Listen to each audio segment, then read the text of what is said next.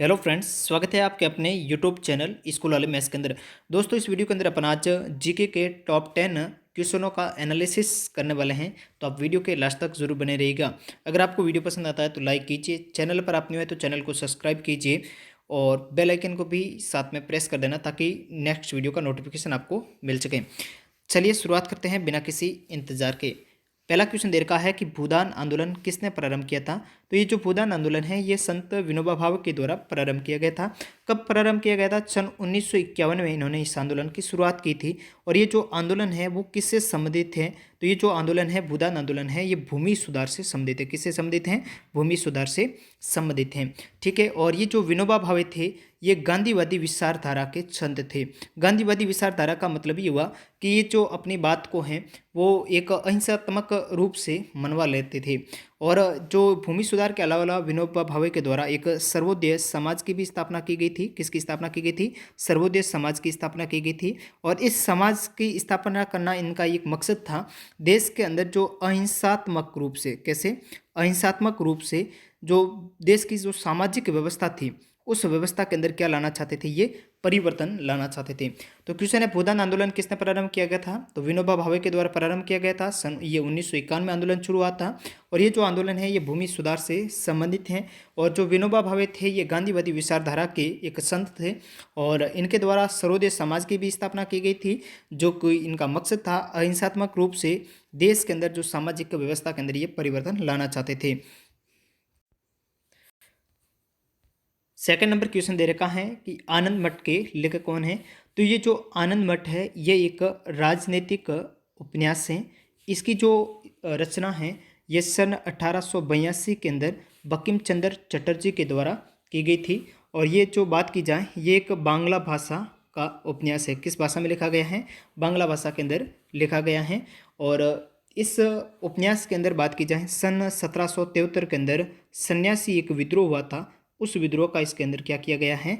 वर्णन किया गया है। किस विद्रोह का वर्णन किया गया है? सन्यासी विद्रोह का वर्णन किया गया है। और जो भारत का राष्ट्रीय गीत वंदे मातरम है ये इसी उपन्यास से संकलित हैं। कौन सा? वंदे मातरम। ठीक है नहीं है? तो प्रश्न क्या था? आनंद मठ के लेखक कौन है? आनंद मठ के लेखक बंकिम चंद्र चटर्जी हैं। ये जो उपन्यास है इसकी रचना बंकिम चंद्र चटर्जी के द्वारा सन 1882 में की गई थी। और ये एक बांग्ला भाषा का राजनीतिक उपन्यास है। और इसके अंदर क्या वर्णन किया गया, किसका वर्णन किया गया है? तो सन 1773 के अंदर सन्यासी विद्रोह का पूरा विस्तार से वर्णन किया गया है। भारत का जो राष्ट्रीय गीत वंदे मातरम है ये इसी उपन्यास के अंदर संकलित है। नेक्स्ट 3 नंबर क्वेश्चन दे रखा है कि भारत की संविधान सभा किसके अनुसार गठित की गई थी। तो भारत की जो संविधान सभा है ये कैबिनेट मिशन योजना के तहत गठित की गई थी। देखो, ब्रिटेन के जो प्रधानमंत्री थे कौन थे? एटली। ब्रिटेन के प्रधानमंत्री एटली के द्वारा 3 कैबिनेट सदस्य भेजे गए थे। कितने सदस्य भेजे गए थे?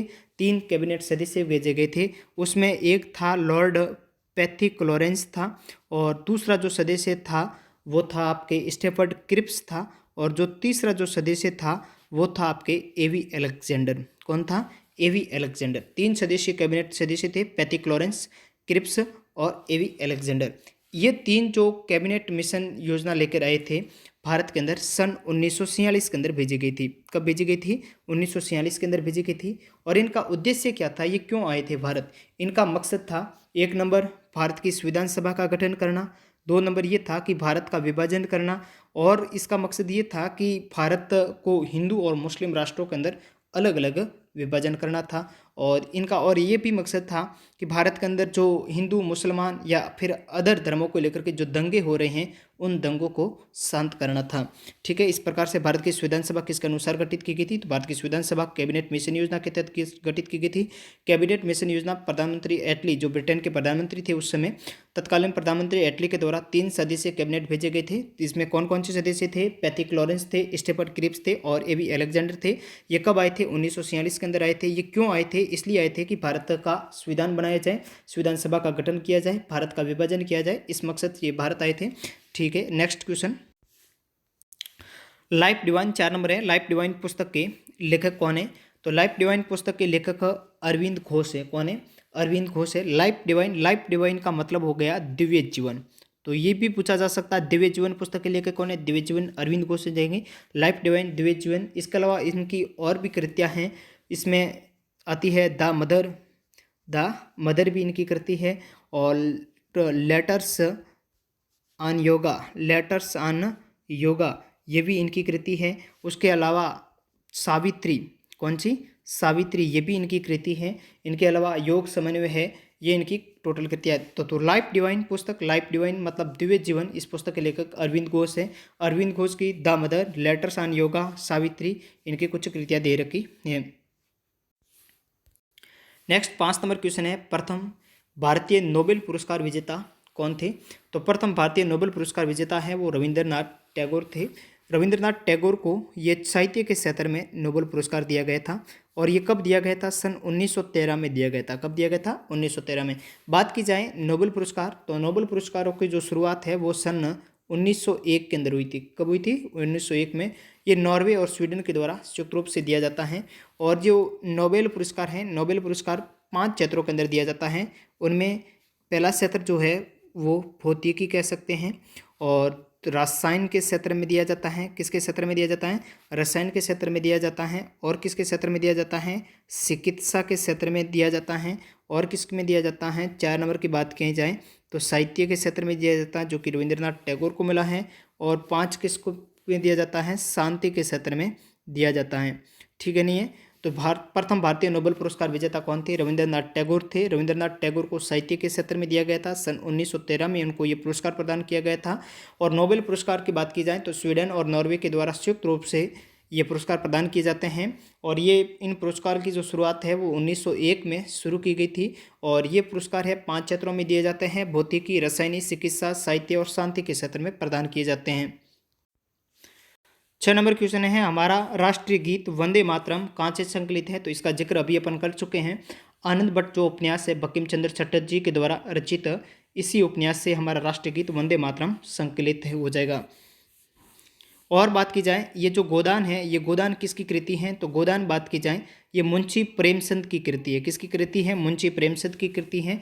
और जो ये चित्रा दे रखी है, चित्रा हो जाएगी रविंद्रनाथ टैगोर की। किसकी कृति है?